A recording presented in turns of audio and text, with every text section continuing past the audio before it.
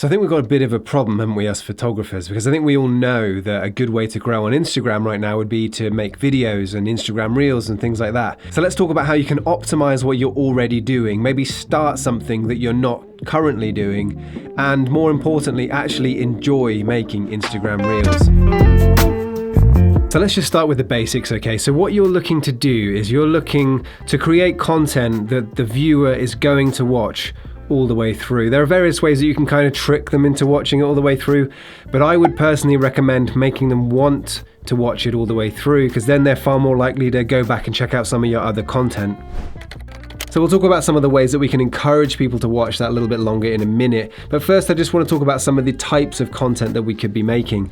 So for example, as a photographer, you have a lot of knowledge. So you could share that knowledge. Educational content is exactly the kind of thing that keeps people wanting more and understanding very quickly what it is that they're getting in terms of value out of your content. Then there's all of the gear that people are using. You can talk about what's good, what's bad. Again, sharing that knowledge that you've got around what it is that you're doing. Depending on your sort of type of photography, for example, I'm a landscape photographer, so I often find myself in, interesting locations at brilliant times, sunset, sunrise. Just that alone is something that's very, very interesting to a lot of people. Street photographers can share things about their locations. Photographers have this wealth of knowledge and interesting content that they could be creating.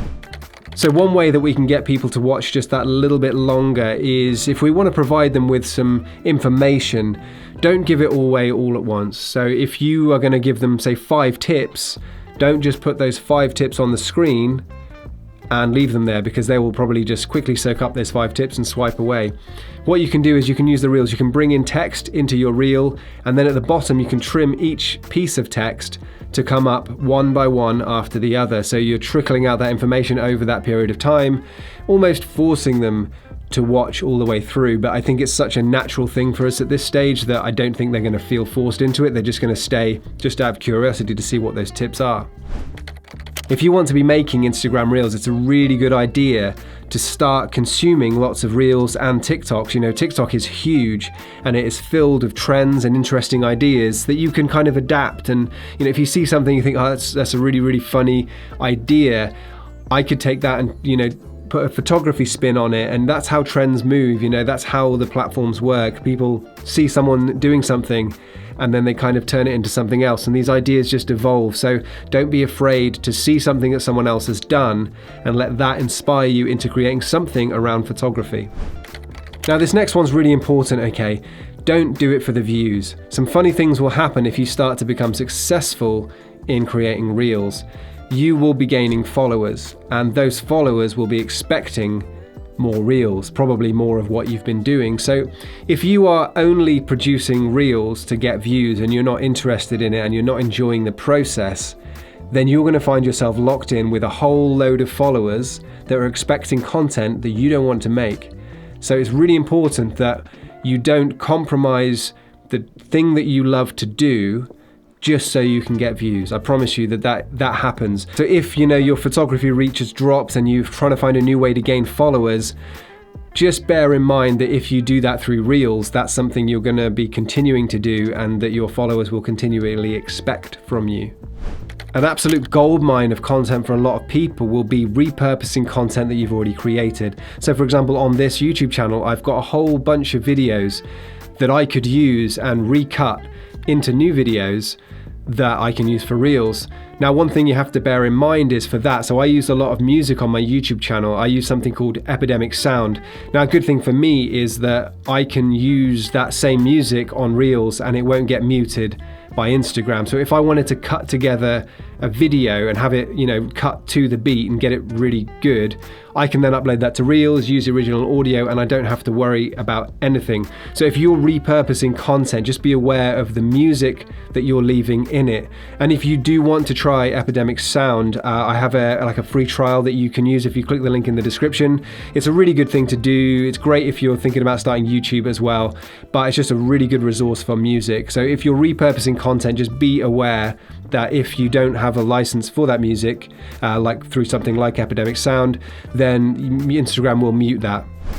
And the next thing you need to really think about if you're creating Instagram Reels is just the general culture behind TikTok and Reels.